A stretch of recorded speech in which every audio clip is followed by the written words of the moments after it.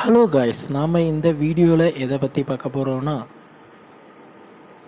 தமிழ்நாடு அரசு பணியாளர் தேர்வாணையத்திலேருந்து டிஎன்பிஎஸ்சிலேருந்து வந்திருக்கக்கூடிய ஒரு முக்கியமான அறிவிப்பை தாங்க இப்போ இந்த வீடியோவில் பார்க்க போகிறோம்.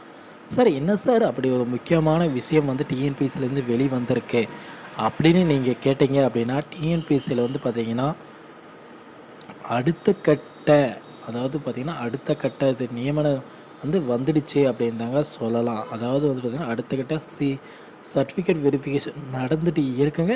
அது மட்டும் இல்லாமல் வந்து சர்டிஃபிகேட் வெரிஃபிகேஷன் 2வும் நடக்க வாய்ப்புகள் இருக்குங்க. கூடிய சீக்கிரத்தில் வந்து பார்த்திங்கன்னா சர்டிஃபிகேட் வெரிஃபிகேஷன் 2 நடக்க 100% வாய்ப்புகள் இருக்குங்க. அதனால் வந்து பார்த்திங்கன்னா நீங்கள் உங்களுடைய நிறைய பேர் வந்து பார்த்திங்கன்னா இன்னும் என்ன சொல்லிட்டு இருக்காங்கன்னா, என்னோடய நேம் வந்து சிவியில் இன்னும் இடம் பெறல சார், நான் எப்போ சார் வேலைக்கு நான் சிவியை அப்ளை பண்ணுறது அப்படின்னுலாம் கேட்டுகிட்டு இருக்காங்க. அவங்களுக்கெல்லாம் ஒரு முக்கியமான ஒரு தகவல் தாங்க இது. அதாவது அடுத்த சிவி லிஸ்ட் வந்து பார்த்திங்கன்னா கூடிய விரைவில் அறிவிச்சிடுவாங்க. அதாவது 1:1 விகிதத்தில் அறிவிப்பாங்க அப்படின்னு அறிவிப்புகள் எல்லாமே வெளியாகி இருக்குங்க. இதில் வந்து சிவி லிஸ்ட் 1ல் இடம்பெறாத அனைவரும் பார்த்திங்கன்னா இடம்பெறத்துக்கான வாய்ப்புகள் இருக்குங்க.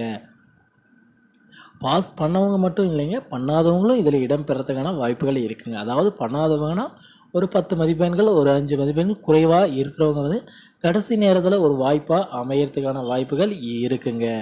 அதனால் வந்து பார்த்திங்கன்னா நீங்கள் உங்களோட சர்டிஃபிகேட் எல்லாமே ரெடியாக எடுத்து வச்சுக்கோங்க. அப்போ தான் வந்து பார்த்திங்கன்னா நீங்கள் உடனடியாக எக்ஸாமுக்கு வந்து பார்த்திங்கன்னா அந்த சான்றிதழ் சரிபார்ப்பு ரெடி பண்ணாங்க அப்படின்னா நீங்கள் வந்து உள்ளே போகிறதுக்கான வாய்ப்புகள் இருக்குங்க. அது மட்டும் இல்லைங்க, நீங்கள் வந்து பார்த்தீங்கன்னா உங்களோட சர்டிஃபிகேட்லாம் எப்படி நீங்கள் வந்து பார்த்தீங்கன்னா கண்டக்ட் பண்ணணும், அதாவது யார்கிட்ட போய் என்ன பண்ணணும் அப்படின்னு தெரில அப்படின்னா, நீங்கள் வந்து பார்த்திங்கன்னா உங்களோட சர்டிஃபிகேட் எல்லாமே எடுத்துக்கோங்க. அதை எடுத்துகிட்டு உங்கள் மாவட்டத்தில் இருக்கக்கூடிய ஒரு சேவை மையம், அதாவது அரசாங்கத்தால் அங்கீகரிக்கப்பட்ட ஒரு சேவை மையத்துக்கு நீங்கள் போங்க.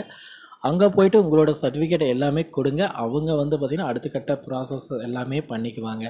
அவங்க வந்து பார்த்திங்கன்னா அப்ளை பண்ணுவாங்க. அதுக்கப்புறம் நீங்கள் வந்து பார்த்திங்கன்னா ஜஸ்ட் ஒரு இன்டர்வியூ மாதிரி நடக்குங்க. அந்த இன்டர்வியூக்கு போயிட்டு கலந்துக்கின்னு அதுக்கப்புறம் வந்து பார்த்திங்கன்னா நீங்கள் ஜாப்க்கு போயிடலாங்க.